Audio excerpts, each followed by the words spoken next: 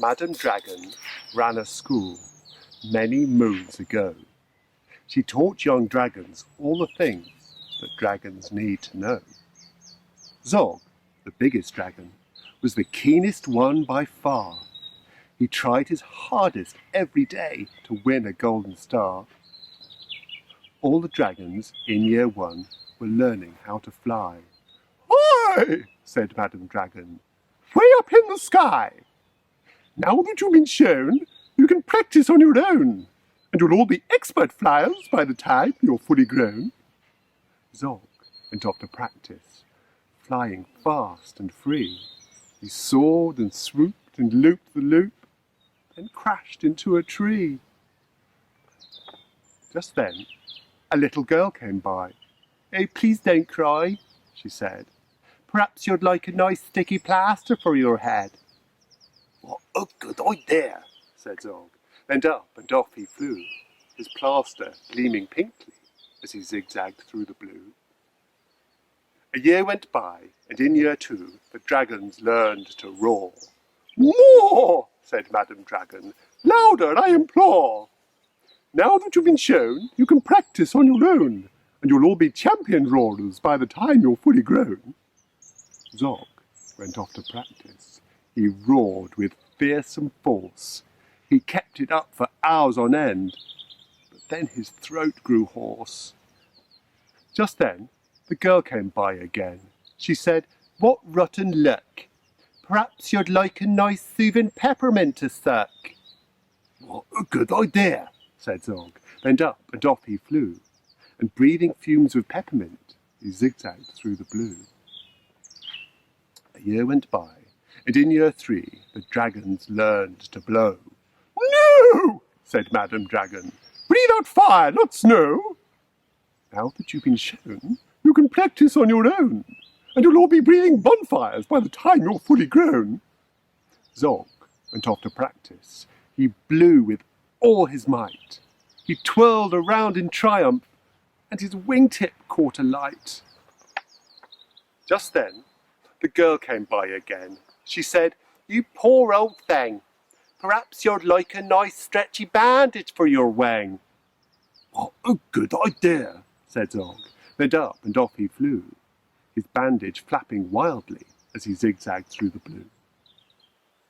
All the year 4 dragons were learning. Can you guess? "Yes," said Madam Dragon, "how to capture a princess. Now that you've been shown, you can practice on your own. You'll need to capture hundreds by the time you're fully grown." Zog went off to practice. He tried and tried and tried, but he simply couldn't manage. "I'm no good at this," he cried. "I'll never win a golden star." Just then he saw the girl. "Perhaps," she said, "you'd like to capture me. I'm Princess Pearl." "What a good idea," said Zog. Then up and off they flew, the princess gripping tightly as they zigzagged through the blue. "More!" said Madam Dragon. "Our first princess so far. Congratulations, Zog, my dear. You've won a golden star." Zog was proud and happy, and Pearl felt good as well. She took the dragons' temperatures and nursed them when they fell. A year went by, and in year 5 the dragons learned to fight. "Right," said Madam Dragon. "Here comes a real live knight." Up spoke the knight. "My name," he said, "is Gadabout the Great. I've come to rescue Princess Pearl. I hope I'm not too late." Zog breathed fire and beat his wings. "You can't! She's mine!" he roared. "Oh, no, she's not!" yelled Gadabout, and waved his trusty sword. The other dragons crowded round and watched them all agog. Who was going to win the fight, Sir Gadabout or Zog? Then Princess Pearl stepped forward, crying, "Stop, you silly chumps! The world's already far too full of cuts and burns and bumps. Don't rescue me. I won't go back to being a princess and prancing round the palace in a silly frilly dress. I want to be a doctor and travel here and there, listening to people's chests giving them my care.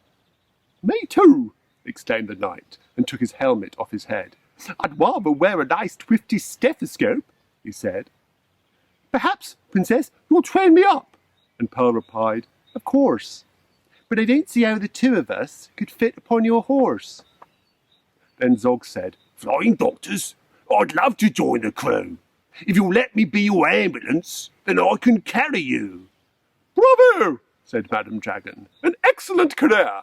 And all the Year 5 dragons gave a loud, resounding cheer. Then Madam Dragon told the horse, I really hope you'll stay. I'll let you be my pupil's pet and feed you lots of hay. What a good idea, said Zog. Then up and off he flew, the flying doctors waving as they zigzagged through the blue.